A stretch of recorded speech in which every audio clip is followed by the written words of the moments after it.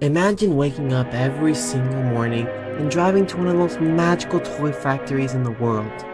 This factory was known as Playtime Co. Millions of children around the world knew Playtime Co. for its magical toys that could bring realism to their lives. But what was it like to actually work there? What did a normal employee see when they walked through those colorful doors? Today, we're going to be figuring out the truth behind the lives of the employees in the factory.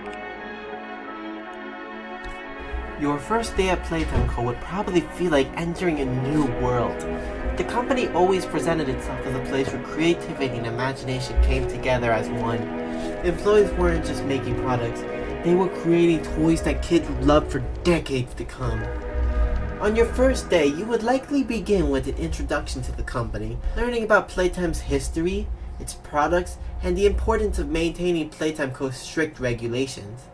Everything about the company was designed to make employees feel like they were a part of something special. But special wasn't always as it may seem. There were twists to it. For most employees, life at Playtime Co. seemed surprisingly normal. The factory was enormous, with different departments responsible for creating and distributing toys. However, you would soon begin to notice rather odd rules that some employees would consider rather extreme. Every day in Playtime was about meeting deadlines and keeping the factory up and going. And to meet these deadlines, Playtime Co. would run on a principle known as fundamentally understanding the need for awareness, cleanliness, timeliness, obedience, and regulating yourself. Further abbreviated to stand for Fun Factory. Try saying that super fast. Playtime was a place where you showed up, did your job, and went home.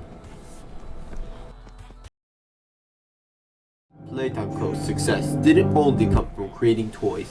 The company also sold experiences.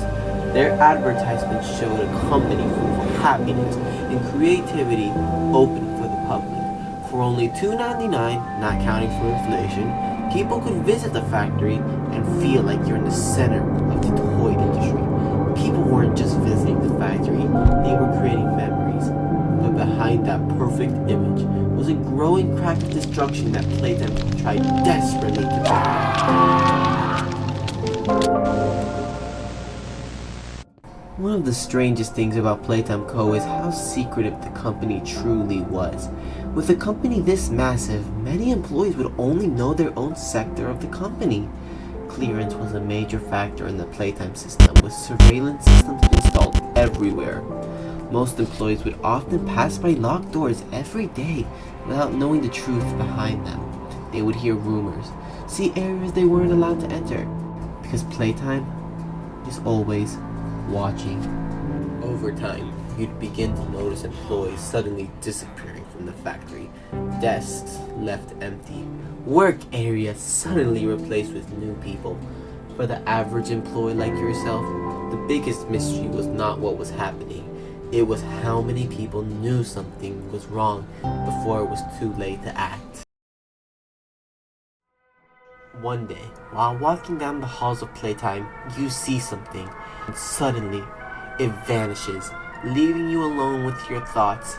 You just saw one of Playtime Co.'s biggest secrets, and now you must live with it.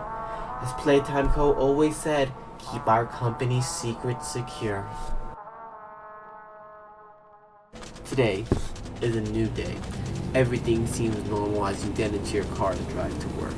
But soon, the event that ended everything will begin. It was known as the Hour of Joy. For the employees who arrived at the Playtime Co. building, especially in the workday, the aftermath was at 11 a.m. sharp, space sounded echo across the hall. Machines began to stop, and suddenly, hundreds of employees screamed out in agony. And you hid in your office praying to survive.